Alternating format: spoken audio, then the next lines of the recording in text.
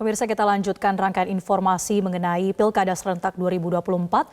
Seperti di Jawa Tengah, PDIP memilih mantan Panglima TNI Andika Perkasa untuk mempertahankan superioritasnya di Pilkada Jawa Tengah. Namun lawan yang dihadapi oleh Andika terbilang tangguh, yakni mantan Kapolda Jawa Tengah Ahmad Lutfi yang sejauh ini memiliki elektabilitas tertinggi.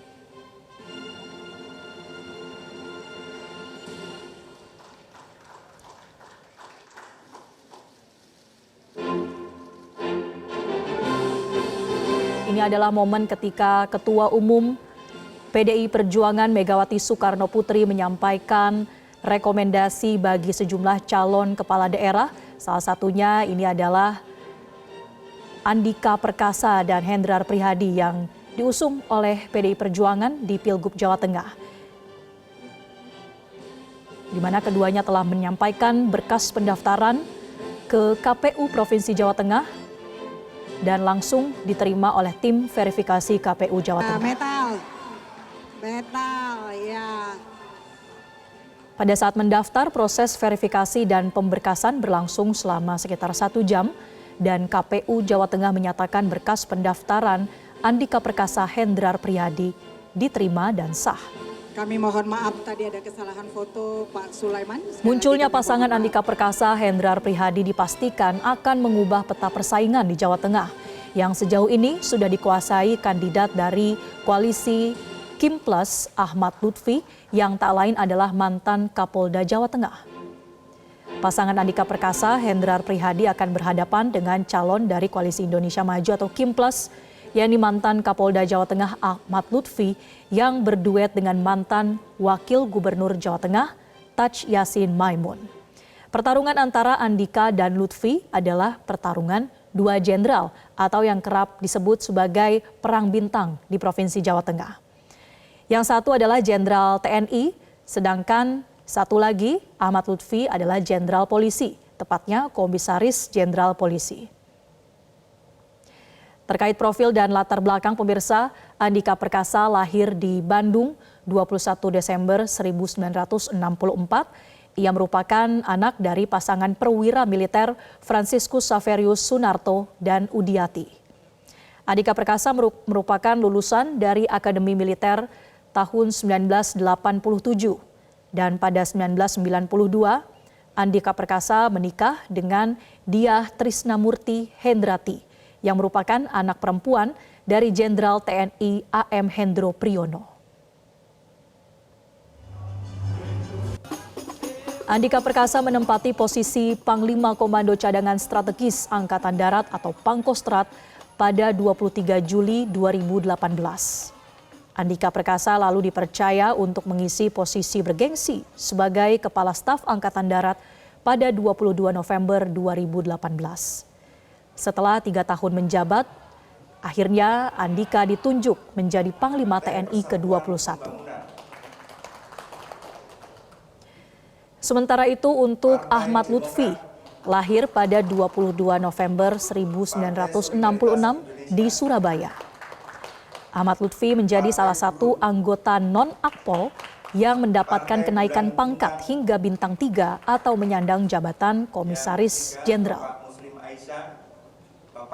Ahmad Lutfi memiliki sejumlah jabatan strategis di institusi Polri, diantaranya menjadi Kapolres Batang pada 2008 hingga 2010. Kemudian ia menjadi Wakapolres dalam periode 2011 hingga 2015, mendampingi Listio Sigit Prabowo yang saat itu menjadi Kapolres di Surakarta. Ahmad Lutfi kemudian menjadi Wakapolda Jawa Tengah tahun 2018 hingga 2020 dan menjadi Kapolda Jawa Tengah periode 2020 hingga Juli 2024. Berbicara soal elektabilitas dalam survei Indikator Politik Indonesia yang digelar pada 10 hingga 17 Juni 2024 pada simulasi Top of Mind atau simulasi yang dilakukan tanpa memberi nama calon, nama Ahmad Lutfi merupakan yang paling banyak disebut dengan perolehan angka 8,6%. Sementara dalam simulasi 10 nama, elektabilitas Ahmad Lutfi berada di posisi kedua dengan elektabilitas 18,7% atau berada di bawah Ketua Umum PSI Kaisang Pangarep mencapai 22,8%.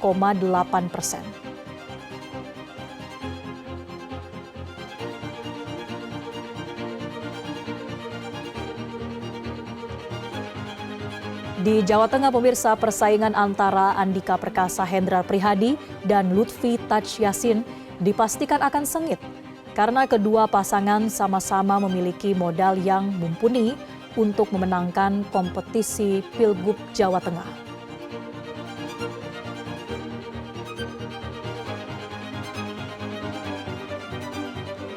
Kita ketahui bersama bahwa bagi PDI Perjuangan, Pilkada Jawa Tengah kali ini menjadi pilkada terberat yang pernah mereka ikuti.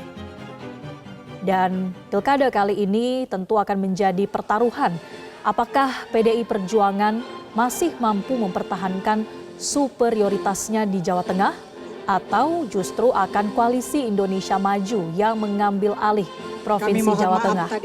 Karena kita ketahui bersama bahwa Provinsi Jawa Tengah ini menjadi salah satu provinsi yang memiliki jumlah pemilih terbesar di Pulau Jawa, menjadi salah satu daerah pemilihan yang selalu diperebutkan termasuk di tingkat nasional. Kita akan lihat apakah kemudian PDIP bisa mempertahankan dominasinya di Provinsi Jawa Tengah, melanjutkan kemenangan yang telah diperoleh selama 2 periode pemilihan gubernur sebelumnya, atau justru calon dari Koalisi Indonesia Maju yang akan memenangkan Pilgub Jawa Tengah.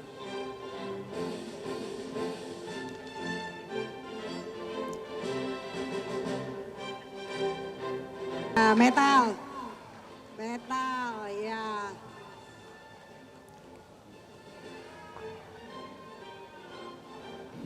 Pemirsa, kita akan lanjutkan perbincangan. Mas Dedi, untuk pendaftaran ini masih akan dibuka sampai dengan pukul 23.59 waktu setiap daerah.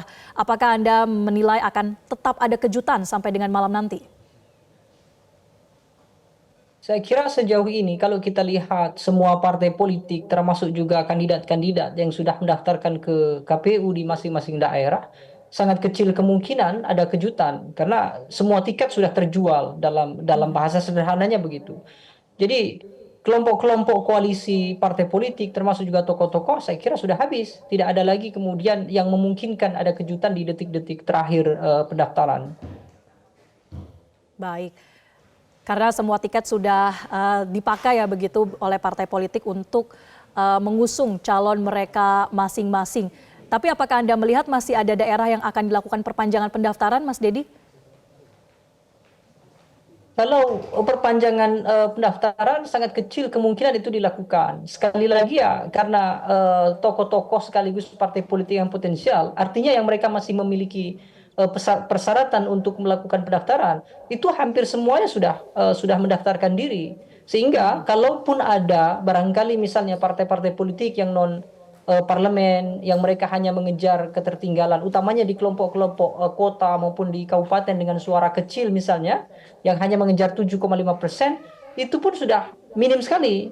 Bahkan mungkin per hari ini saya kira sudah hampir tidak ada partai politik non parlemen yang kalaupun dikumpulkan begitu ya itu masih bisa atau memenuhi syarat untuk pendaftaran. Sehingga KPU saya kira tidak akan melakukan perpanjangan itu dengan kondisi bahwa potensi pendaftarnya sudah tidak ada begitu. Baik, terima kasih Mas Dedi Kurniasyah, analis politik Indonesia Political Opinion telah membagikan perspektifnya bersama kami di Breaking News Metro TV. Kita masih akan terus menantikan perkembangan dari Pilkada Serentak 2024 dan pemirsa, demikianlah Breaking News Metro TV. Informasi terkait Pilkada Serentak masih akan kami hadirkan di program-program Metro TV lainnya. Terima kasih dan sampai jumpa. Jelajahi cara baru mendapatkan informasi. Download Metro TV Extend sekarang.